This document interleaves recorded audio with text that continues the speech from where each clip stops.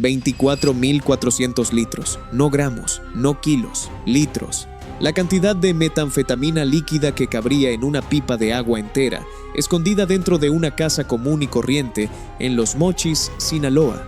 El segundo decomiso más grande de esta sustancia en toda la historia registrada de México. Y si estás aquí es porque quieres entender qué significa de verdad esa cifra, más allá del titular, más allá de la foto, más allá del comunicado oficial que el secretario Omar García Harfuch publicó este lunes. Porque lo que esos números esconden es mucho más inquietante que lo que muestran. Quiero que te detengas un momento y pienses en esto, porque es importante que lo dimensiones bien antes de que sigamos. 24,000 litros de droga sintética no son producto terminado listo para venderse en una esquina. No es lo que un consumidor compra en la calle. Es algo distinto. Es droga en estado de proceso, droga viva, droga a medio nacer. Y eso cambia por completo la naturaleza de lo que las fuerzas federales encontraron en ese inmueble. No tropezaron con un cargamento, no interceptaron una entrega. Lo que hallaron, según la información oficial, fue algo mucho más grande y mucho más raro. Un punto de producción, una fábrica. Y junto a esos litros aparecieron otros 98.640 litros de sustancias químicas y más de 59.000 kilogramos de precursores, los ingredientes con los que se cocina la droga sintética que después inunda medio continente. Y aquí está la primera contradicción que nadie te va a explicar en 30 segundos de noticiero. Mientras el discurso oficial habla de golpes contundentes, de aseguramientos récord, de afectaciones de más de 9,000 millones de pesos al crimen organizado, la pregunta que se queda flotando en el aire es otra. Si en una sola casa, en una sola ciudad, en un solo operativo, había capacidad para producir esta cantidad industrial de metanfetamina, ¿de qué tamaño es la maquinaria completa que sigue funcionando allá afuera? Porque un decomiso histórico no se celebra solo por lo que se quita. Se interpreta por lo que revela. Y lo que este revela es que la capacidad de fabricación del narcotráfico en Sinaloa sigue siendo literalmente de escala industrial. En los próximos minutos vamos a desarmar esta historia pieza por pieza, como se desarma un mecanismo de relojería. Vamos a contarte exactamente qué pasó en Los Mochis entre el 19 y el 20 de junio, quién es el hombre que cayó detenido, por qué el detalle de que la metanfetamina estuviera en estado líquido lo cambia absolutamente todo, y vamos a conectarlo con otro golpe que ocurrió el mismo día, a más de 1,000 kilómetros de distancia, donde 3 toneladas de cocaína aparecieron repartidas entre 2 estados y donde uno de los hallazgos vino acompañado de un silencio muy elocuente. Y al final te tenemos guardado un dato, un solo dato, verificado que casi ningún medio está poniendo sobre la mesa hoy y que cambia por completo la escala de la guerra que crees que estás viendo. Quédate, porque ese dato vale el video entero. Empecemos por el principio, por la Casa de los Mochis. La operación, de acuerdo con la versión oficial, no fue producto del azar ni de un patrullaje afortunado. Fue el resultado de trabajos de inteligencia militar de la Secretaría de la Defensa Nacional, ejecutados sobre el terreno por la Guardia Nacional en coordinación con el Ejército y con la Fiscalía General de la República. Es decir, alguien estuvo observando, escuchando, siguiendo hilos invisibles durante quién sabe cuánto tiempo, hasta que esos hilos condujeron a una dirección concreta en una de las ciudades más estratégicas del corazón del narcotráfico sinaloense. Los Mochis no es un lugar cualquiera, es territorio histórico, es ruta, es bastión, es la ciudad donde, años atrás, se libró una de las batallas más recordadas en la persecución de los grandes capos. Y volver a encontrar allí una fábrica de esta magnitud no es una coincidencia geográfica. Es un recordatorio de quién manda en esa tierra. Cuando las fuerzas federales entraron al inmueble, encontraron a un hombre. Las autoridades lo identificaron como Jorge N. y lo señalaron como presunto integrante del Cártel del Pacífico, ese nombre que se ha vuelto sinónimo de una de las estructuras que se disputan la herencia partida del viejo imperio de Sinaloa. Subráyalo bien, porque esto importa para que nadie nos acuse de adelantarnos. Es un presunto. Un detenido cuya situación jurídica todavía tiene que resolver un juez, no nosotros, no la opinión pública, no un titular. Él, junto con todo lo asegurado, quedó a disposición de la Fiscalía General de la República con sede en Los Mochis, que será la encargada de armar el expediente y de determinar, con pruebas, qué papel jugaba realmente dentro de la cadena. Pero el dato que sí está confirmado, el dato duro, es el inventario de lo que había alrededor de él. Y ese inventario habla por sí solo. 24.400 litros de metanfetamina líquida, casi 100.000 litros adicionales de sustancias químicas, casi 60.000 kilos de precursores, 2 vehículos, cargadores para armas largas, municiones de diversos calibres. Y ahora quiero que te detengas otra vez, porque aquí está el corazón técnico de toda esta historia, y es lo que separa a quien entiende lo que pasó de quien solo leyó el titular. La palabra clave de todo este caso es una sola: líquida. La metanfetamina líquida no es la droga final, es la droga antes del último paso. Es la fase del proceso en la que la sustancia todavía está en solución antes de ser cristalizada, secada y convertida en esos cristales que se venden en el mercado ilegal. Encontrar metanfetamina en estado líquido en semejante volumen significa que las fuerzas federales no cayeron sobre una bodega de almacenamiento ni sobre un punto de distribución. Cayeron sobre el laboratorio, sobre el lugar donde la droga nace, sobre la cocina. Y eso lo cambia todo, porque atacar un laboratorio es atacar la raíz, no la rama.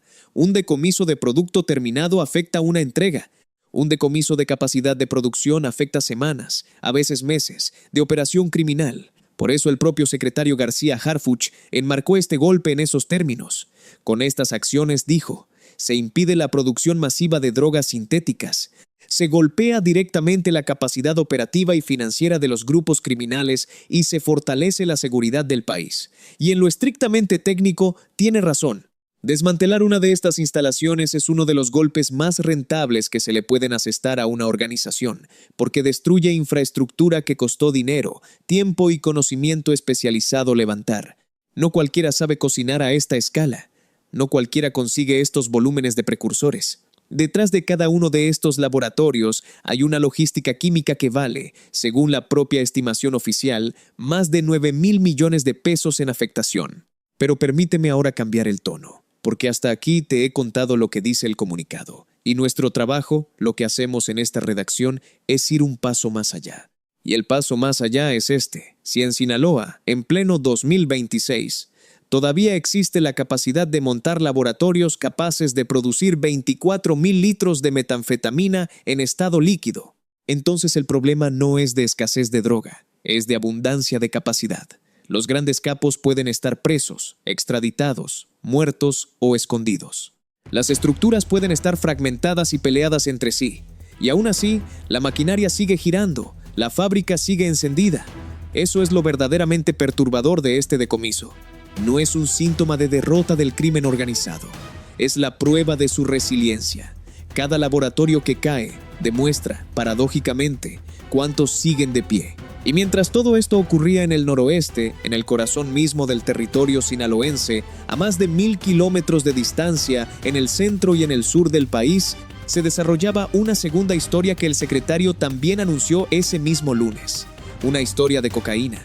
Y antes de entrar en ella, déjame pedirte algo, porque si has llegado hasta aquí es porque esto te interesa de verdad, porque quieres entender el panorama completo y no solo los fragmentos sueltos que reparten los noticieros. Suscríbete al canal y activa la campana. No te lo pido por costumbre ni por relleno. Te lo pido porque historias como esta, contadas completas, sin maquillaje y sin miedo, son justamente lo que el algoritmo prefiere enterrar. Tu suscripción es lo único que mantiene viva esta forma de contar las cosas. Caiga quien caiga. Vamos entonces con la cocaína. Mismo día, mismo funcionario al frente del anuncio. 2 estados completamente distintos. El primer escenario fue Tlaxcala, uno de los estados más pequeños del país, un lugar que rara vez aparece en los mapas del gran narcotráfico. Y precisamente por eso, lo que ocurrió allí merece toda nuestra atención. De acuerdo con la información oficial, personal de la Secretaría de Marina, de la Fiscalía General de la República y de la Secretaría de Seguridad y Protección Ciudadana ejecutó una orden de cateo en un inmueble ubicado en San Diego, Xocoyucan, en el municipio de Ixtacuixtla de Mariano Matamoros. Y conviene precisar quién encabezó qué, porque en esta redacción no repartimos crédito a la ligera. El cateo se realizó bajo la conducción de la Fiscalía General de la República, en coordinación con la Marina y con la SSPC, después de que el inmueble fuera identificado gracias a información del Centro Nacional de Inteligencia. Lo que encontraron dentro fue contundente: 900 paquetes de cocaína, con un peso aproximado de 1 tonelada. Junto a ellos, 6 armas de fuego largas, cartuchos, cargadores y equipo táctico. Una casa convertida en bóveda. Una casa que, según las propias líneas de investigación oficiales, estaba vinculada con delitos que van mucho más allá del narcotráfico. Privación ilegal de la libertad, extorsión, distribución de narcóticos. En otras palabras, no era solo un depósito de droga. Era presuntamente un nodo de una operación criminal más amplia y más cruel, de esas que combinan el negocio de la droga con el secuestro y el cobro de piso. Y un juez de control, con los datos de prueba presentados, fue quien autorizó el cateo. Todo dentro del cauce legal, todo con orden judicial de por medio. Pero hay un detalle en esta parte de la historia que quiero que no se te escape, porque es de esos silencios que dicen más que 1000 declaraciones. En Tlaxcala no hubo detenidos, 1 tonelada de cocaína, 6 armas largas, una casa entera convertida en arsenal y en bodega, y ni una sola persona capturada. La droga estaba, los dueños no. Y eso, en el lenguaje de la inteligencia criminal, suele significar una de dos cosas. O bien la organización detectó el movimiento y vació la casa de personas antes de que llegaran las fuerzas federales, sacrificando la mercancía para proteger a la gente. O bien se trataba de un punto de guarda operado de forma remota, una de esas casas que existen solo para almacenar y que casi nunca tienen presencia humana permanente, precisamente para que, si caen, no caiga nadie con ellas. Versiones sin confirmar apuntan a que estas casas de guarda se han vuelto cada vez más comunes justamente por eso, porque la pérdida de 1 tonelada de cocaína es asumible, pero la captura de un operador que pueda hablar no lo es. Lo que esto nos dice es que estamos ante organizaciones que ya calculan sus pérdidas con frialdad contable, que diseñan su logística contando con que parte de su mercancía será incautada y que la dan por amortizada de antemano. El segundo escenario de la cocaína fue Guerrero, y aquí el operativo tuvo una naturaleza completamente distinta, porque no ocurrió en tierra, sino en el mar. En operaciones marítimas encabezadas por la Secretaría de Marina frente a las costas guerrerenses, se aseguraron más de 2.1 toneladas de cocaína, y a diferencia de Tlaxcala, aquí sí hubo capturas. 5 personas detenidas, presuntamente relacionadas con el traslado del cargamento. Guerrero es otro de esos estados donde las organizaciones criminales se disputan el control de las rutas, un territorio fracturado y disputado, y el hecho de que el golpe se haya dado en el agua, en alta mar, nos lleva directamente al punto que te prometí guardar para el final. Pero todavía no. Aguanta un poco más, porque vale la pena. Sumadas las dos acciones, Tlaxcala y Guerrero, el resultado que presumió el secretario fue de más de 3 toneladas de cocaína aseguradas en un solo día. 3 toneladas que, según el cálculo oficial, equivalen a cerca de 6 millones de dosis que ya no llegarán a las calles. 6 millones. Quiero que dejes que esa cifra se asiente un segundo, porque es fácil que los números grandes se vuelvan abstractos, que pierdan peso, que se conviertan en simple ruido estadístico. 6 millones de dosis son 6 millones de momentos de consumo que no van a ocurrir. 6 millones de transacciones en una esquina que no van a suceder. Y detrás de cada una de esas transacciones hay una cadena de violencia, de adicción, de familias rotas, de comunidades secuestradas por el miedo. Cuando el discurso oficial habla de afectación económica a la delincuencia organizada, habla de millones de pesos. Pero la afectación real, la que no aparece en los comunicados, se mide en vidas que no se destruirán. Y esa parte, aunque suene a frase de cierre, es literalmente cierta. Ahora bien, es momento de hacer una pausa y de poner sobre la mesa una pregunta que un canal serio no puede esquivar, porque sería deshonesto presentarte solo la cara luminosa de la historia. ¿Qué papel jugó realmente Omar García Harfuch en todos estos operativos? Porque su nombre encabeza cada anuncio, su cuenta es la que difunde cada decomiso, su rostro es el que aparece asociado a cada golpe. Y aquí hay que ser absolutamente precisos, porque en esto se juega la credibilidad de cualquiera que cuente estas historias. García Harfuch no estuvo en la casa de los Mochis, no abordó la embarcación frente a Guerrero, no ejecutó el cateo en Tlaxcala. El trabajo de campo, el peligroso, el de las botas en el lodo, lo hicieron los elementos de la Guardia Nacional, del Ejército, de la Marina y de la Fiscalía. Lo que García Harfuch encarna es otra cosa. Y no por ello menos importante, es la cara institucional, el arquitecto de la estrategia, el coordinador del gabinete de seguridad que diseña, ordena y articula estas operaciones a nivel nacional. Es la voz que convierte una serie de acciones dispersas en una narrativa de Estado. Y comprender esa distinción no es un detalle menor. Es la diferencia entre el periodismo y la propaganda. Confirmamos lo que está confirmado, atribuimos a cada quien lo que le corresponde y dejamos el resto en el terreno de lo que todavía debe probarse. Y desde esa precisión, desde ese rigor, surge la pregunta política de fondo, la incómoda, la que en esta redacción no vamos a evitar. Estamos ante una estrategia que funciona, ante un Estado que por fin está recuperando terreno, ¿o estamos ante una maquinaria de comunicación que ha aprendido a convertir cada decomiso en un espectáculo de fortaleza institucional? La respuesta honesta es que probablemente ambas cosas son ciertas al mismo tiempo, y ahí está la complejidad de todo esto. Que los golpes sean reales no significa que el problema esté resuelto. Que las cifras sean récord no significa que la guerra se esté ganando. Un récord de decomisos puede leerse de dos maneras opuestas, y las dos pueden ser verdad. Puede significar que las autoridades están más eficaces que nunca, o puede significar que hay más drogas circulando que nunca, y que por eso, inevitablemente, se incauta más. La estadística por sí sola no distingue entre una cosa y la otra. Y quien te diga que tiene la respuesta absoluta, en un sentido o en el otro, o no entiende el problema o te lo está vendiendo. Lo que sí podemos afirmar, con los datos en la mano, es que la simultaneidad de estos golpes no es casual. Que el mismo día caigan 24,000 litros de metanfetamina en el noroeste y 3 toneladas de cocaína repartidas entre el centro y el sur no es producto de la suerte. Es producto de una estrategia de saturación, de presencia, de presión sostenida sobre múltiples frentes a la vez. Una estrategia que busca demostrar que el Estado puede estar en todas partes al mismo tiempo. Es, en buena medida, un mensaje.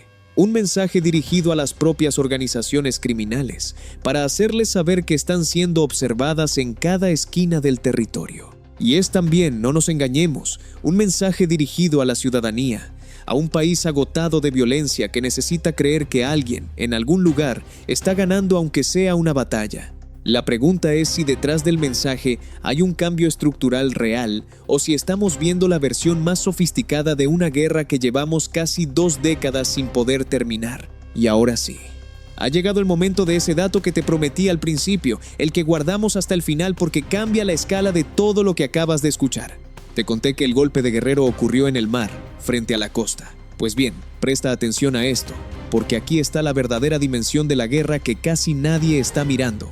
Según las propias cifras que el secretario García Harfuch difundió este mismo lunes en operaciones marítimas, la Secretaría de Marina ha asegurado más de 73 toneladas de cocaína en los mares mexicanos durante la presente administración.